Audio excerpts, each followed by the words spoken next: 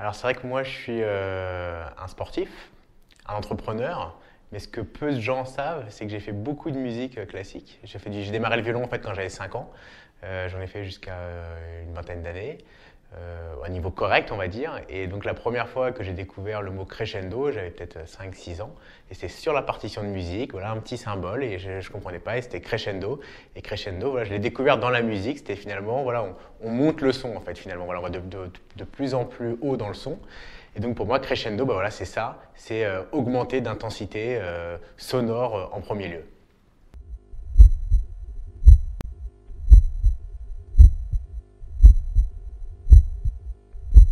Alors moi, j'ai fait des études toujours sur Paris, prépa, grande école de commerce à HEC, spécialisation finance. Ensuite, j'ai travaillé très simplement en salle de marché pendant 1 an et demi. Mais voilà, j'ai toujours eu envie d'entreprendre, donc je me suis très vite lancé. J'avais à peine 25 ans, même pas. Et donc c'est à ce moment-là que je suis rentré dans l'entrepreneuriat et que j'ai créé Ilou en 2009. Donc finalement, voilà, mon parcours professionnel était surtout dans l'entrepreneuriat, même si j'ai des études en finance. Et c'est vrai qu'au parallèle de ça, j'ai fait aussi une carrière de sportif de haut niveau. Alors Ilou, à la base, c'était très simple, hein. J'étais avec un copain, Benoît, qui lui était plutôt un autodidacte en informatique. Et en fait, un jour, on a déménagé, on a eu besoin d'un outil. Et on l'a trouvé chez un voisin. Voilà, c'était pour bricoler un dimanche. Et on s'est dit, comment est-ce qu'on aurait pu très simplement le trouver, cet outil, cette perceuse. On s'est dit, bah, comme on était des passionnés du web, en mettant en relation d'un côté des gens qui ont des objets qu'ils n'utilisent pas tous les jours et d'autres qui ont des besoins ponctuels. Donc de là est venue l'idée de Ilou. Donc ça, c'était en 2009. Voilà, on était jeunes, plein d'espoir, sans argent. Donc on a démarré, on est parti faire un prêt à la banque. Donc c'était pas forcément évident à ce moment-là. Mais on l'a fait, on est rentré dans un incubateur, l'incubateur HEC de mon école. Donc l'entreprise, on a vu qu'il y avait un intérêt. On était dans l'économie collaborative, il y avait vraiment un réel intérêt du marché pour ce type de concept. Du coup, 1 an plus tard, on a fait une première levée de fonds de 500 000 euros. Donc on a fait rentrer des business angels connus. Et là, on a pu créer une vraie société, une vraie structure, avec un modèle économique qui était tout simplement de prendre une commission sur la transaction. Donc voilà, donc on a créé ce concept-là, qui était très simplement, voilà, à chaque transaction, bah, on sécurise, paiement en ligne, caution dématérialisée, système d'assurance, système de notation et commentaires. On sécurise tout, on prend une petite commission au passage. Donc ça paraît évident de prendre une commission sur une transaction aujourd'hui, mais il faut savoir qu'en 2009-2010, l'économie collaborative n'était pas développée. Et donc c'était très innovant de dire, boum, on prend 20% de commission sur une transaction. Donc ça a plutôt bien marché. Et on a continué à nous développer. Et en 2014, on a fait une deuxième levée de fonds.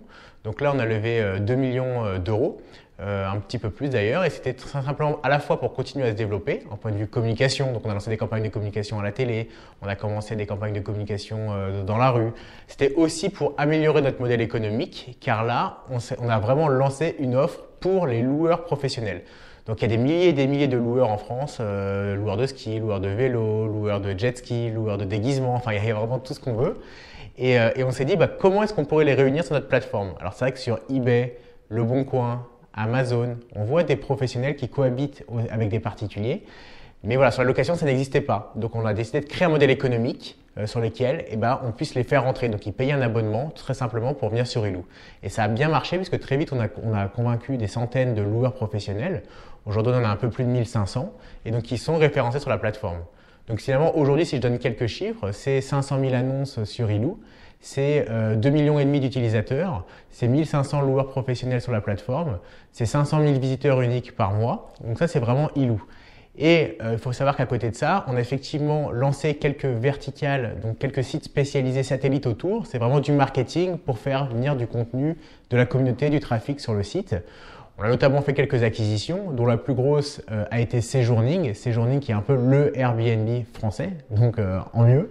Et donc très simplement, l'idée, voilà, c'est toujours des univers très spécialisés. Et on s'est lancé comme ça sur pas mal d'univers.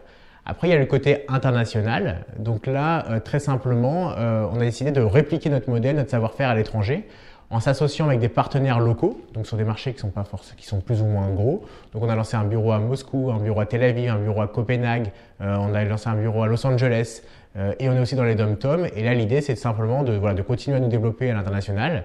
Et si ça marche bien, là, on se déploiera vraiment encore de manière plus forte et plus rapide partout dans le monde, quoi.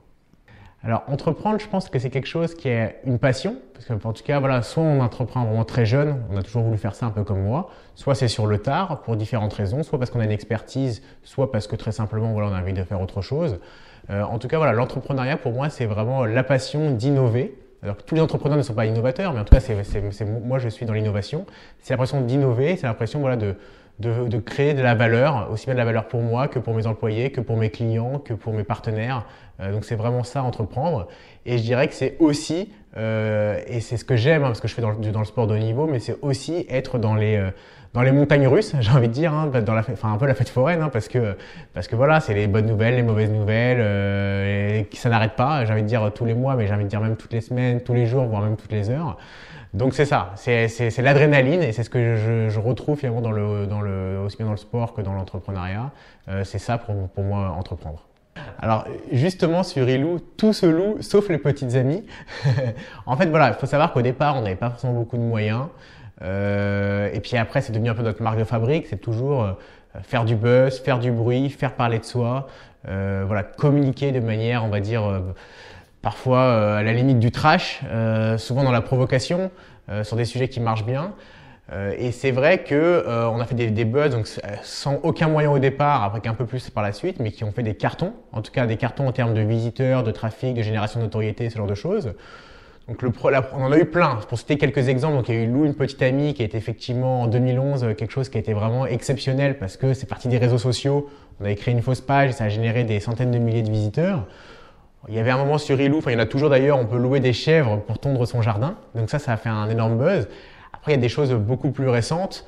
Typiquement, par exemple, à Noël, il y a une période où les gens mettent en location leurs cadeaux parce que c'est un bon moyen de monétiser finalement ces cadeaux plutôt que les revendre ou plutôt que les laisser dormir au placard.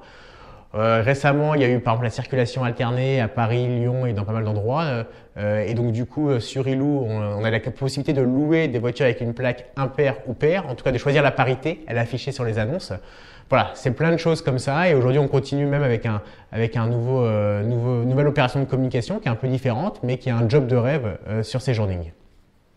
Le job de rêve, c'est vraiment une opération qui est assez, alors à la fois qui existe déjà parce qu'il y a depuis quelques années, on voit des choses comme ça, des jobs de rêve qui existent, mais en même temps, voilà, créer des vacances collaboratives, c'est quelque chose de vraiment innovant.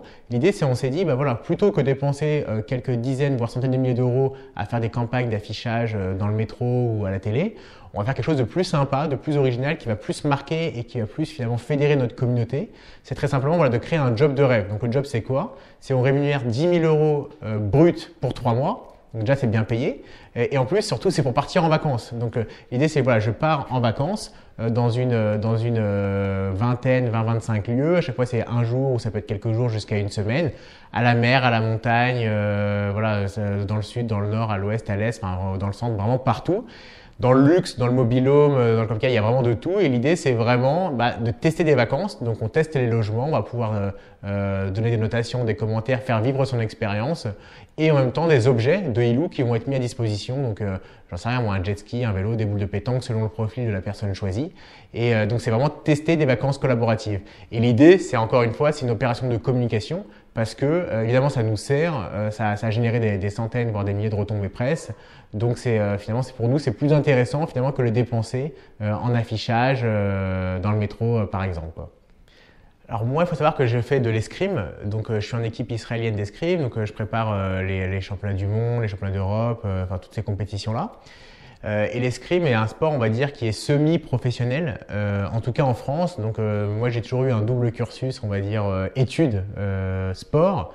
J'ai toujours eu un double cursus entreprise, sport, parce que lorsque j'ai passé 1 an et demi en finance, j'avais ce qu'on appelle un contrat d'insertion professionnelle de haut niveau, ce qui me permettait finalement d'être payé plein pot et finalement d'être la moitié du temps à l'entraînement. Et après, j'ai concilié finalement l'entrepreneuriat et le sport. Et pour moi, c'est vraiment la même chose. J'ai parlé des phases de préparation. Donc, on prépare son entreprise, on se prépare à un grand rendez-vous, à un événement. Dans le sport, on se prépare à une compétition. Il y a la concurrence, parce que dans le business, la concurrence est féroce. Dans le sport, c'est pareil. Il n'y a qu'un numéro un au bout. Il y a vraiment le fait d'anticiper. Alors moi, je fais de l'escrime, c'est particulier, mais il faut toujours anticiper son adversaire. C'est-à-dire qu'on fait telle feinte, on va l'amener dans tel endroit. Et c'est vraiment ça l'escrime, finalement. C'est jouer et deviner finalement qu'est-ce qu'il va faire. Dans l'entreprise, c'est pareil. Il faut toujours avoir un temps d'avance. Et il faut toujours, surtout dans l'innovation, il faut toujours créer en avance pour finalement amener ses clients et le marché là où on avait vraiment envie. Donc je pense qu'il y a vraiment énormément de similitudes. Évidemment, il y a tout ce qui est gestion du stress, parce que voilà, on en a forcément dans l'entrepreneuriat, hein, parce il y a beaucoup d'enjeux, notamment quand on fait rentrer des investisseurs, quand on a des salariés, ce genre de choses.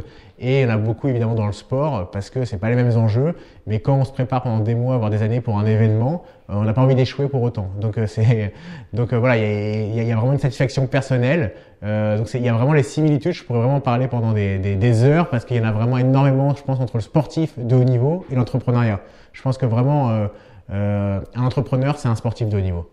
Ilou, on a beaucoup innové dans la location, dans le web, je dirais, dans la marketplace, puisqu'on a créé d'abord, on est parti d'un petit site de petite annonce entre particuliers. On a créé vraiment toute l'intermédiation. On a fait rentrer les loueurs professionnels. Aujourd'hui, on innove encore plus parce qu'on les met en avant, ces loueurs professionnels, via des bannières publicitaires avec des offres promotionnelles. Ça ressemble un peu, pour ceux qui connaissent, à un peu un Groupon de la location. Voilà, on va pouvoir louer son vélo avec une promotion incroyable, son bus discothèque ou sa limousine avec une réduction incroyable. Donc on innove vraiment dans les offres.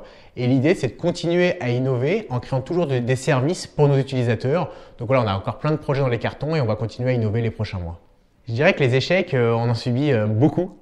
Et souvent, on apprend même plus de ces échecs que de ces réussites. Et donc, dans le sport ou dans l'entrepreneuriat, évidemment, j'en ai connu des désillusions. Surtout que voilà, je suis quelqu'un d'assez perfectionniste, donc je me fixe toujours des objectifs qui sont très hauts. Vraiment, voilà, je suis très exigeant avec moi-même. Donc, dans le sport, j'en ai connu. Je pense par exemple à 2012, avant les Jeux Olympiques de Londres. Donc, je me qualifie donc pour un tournoi de pré-qualification olympique à Bratislava. Et là, j'échoue 2 tours finalement avant de me qualifier. Donc j'étais pas loin, j'avais un premier pied vers les Jeux Olympiques, mais le deuxième pied n'ira jamais finalement à Londres.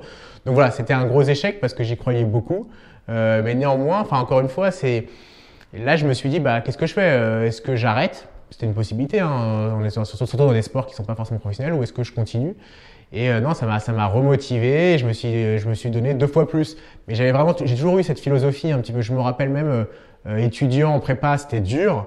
Évidemment, ça m'est arrivé j'ai pas eu que des bonnes notes, ça m'est arrivé d'avoir des mauvaises notes. Et je me disais toujours après une mauvaise note, qu'est-ce que je fais? Est-ce que je baisse les bras? C'est facile. Ou est-ce qu'au contraire, je me sers de cette claque pour être piqué dans mon orgueil et aller encore plus haut? Et j'ai toujours fait ça dans tout. Et dans l'entrepreneuriat, c'est ça. C'est toujours plein de évidemment, il y a des échecs. Le modèle économique, on a parfois tâtonné pour le trouver. Donc là-dessus, on a fait des pivots. Donc ça montre que voilà, on a su évoluer pour trouver un bon modèle économique. Je peux raconter par exemple une petite anecdote. Lors de la première levée de fonds qu'on a eue en 2010, donc on s'apprêtait à faire un closing, c'est-à-dire tout était finalisé, nos 500 000 euros, etc. Et on avait un investisseur, un gros investisseur qui est connu sur la place, qui devait mettre à peu près 200 000 euros sur les 500 000 euros. Donc tout est bouclé, les lettres d'intention sont signées, on commence à récupérer les fonds. En plus, il y avait quelques investisseurs qui investissaient via une défiscalisation, loi TEPA. Bon, je ne vais pas essayer trop technique, mais bon, en gros, ce que je veux dire, c'est que grosso modo, tout devait être bouclé avant le 15 juin de cette année-là. Et donc, au début juin, on commence à recevoir l'argent sur le compte, etc. Et là, à ce moment-là, typiquement, ce gros investisseur nous dit finalement, j'y vais plus. Je vous lâche, j'abandonne, pas plus de raison que ça, hein, un petit mail de son assistant. Et finalement, on se retrouve, on se dit quoi? On se dit bon voilà, si la levée de fonds se fait, si lui vient pas, les autres se déchauffent, je peux pas faire de levée de fonds. La levée de fonds annule. La société à ce moment-là fait très peu de chiffre d'affaires, donc ça veut dire que ça la met on dépasse la date du 15 juin, donc plein d'investisseurs vont vous refuser, etc. Donc pas de chiffre d'affaires. Quelque part, on n'était pas loin de mettre la clé sous la porte parce que on se retrouvait dans une situation bloquée. Et là, à ce moment-là, je me suis dit, qu'est-ce que je fais? Est-ce que je baisse les bras, toujours pareil, ou est-ce qu'au contraire, j'essaie de me battre et de ne jamais avoir de regrets? Et c'est ce que j'ai fait. Et finalement, je me suis battu avec le réseau que j'avais pour essayer de trouver d'autres investisseurs qui pouvaient remplacer. Et c'est ce qu'on a fait, ça a réussi. Donc voilà, ça a marché, ça aurait pu échouer aussi, hein, on n'aurait pas été, ça aurait pas été moins bien, mais bon voilà, en tout cas ça a marché. Mais en tout cas en parlant d'échecs ou ce genre de choses, bah, on peut toujours rebondir en tout cas pour aller encore plus haut, je pense. Bah, je dirais que voilà, je reçois beaucoup de monde qui vient me voir généralement pour avoir des conseils sur l'entrepreneuriat parce que c'est vrai que Ilou est quand même assez médiatisé. En plus, j'ai été mis en avant sur deux trois jeux télé, The Apprentice, La Maison du Bluff, etc. Donc, je reçois pas mal de messages de gens qui me disent voilà, qu'est-ce que je pourrais faire pour entreprendre, etc. Et en fait, moi, ce que je remarque, c'est que finalement, il y a beaucoup de gens qui ont envie d'entreprendre et qui pensent que finalement ils y vont pas parce que ils ont peur de pas avoir ils ont peur de pas avoir finalement l'idée révolutionnaire pour pouvoir se lancer. Et moi finalement ce que je remarque c'est que finalement l'idée c'est bien, c'est important, c'est tout ce qu'on veut, mais c'est un détail. C'est-à-dire que pour moi finalement voilà, l'idée il faut pas avoir peur de se lancer même si on n'a pas une idée géniale, bien au contraire. Parce que l'important c'est vraiment l'exécution, c'est la façon dont on va vraiment mener à bien son projet.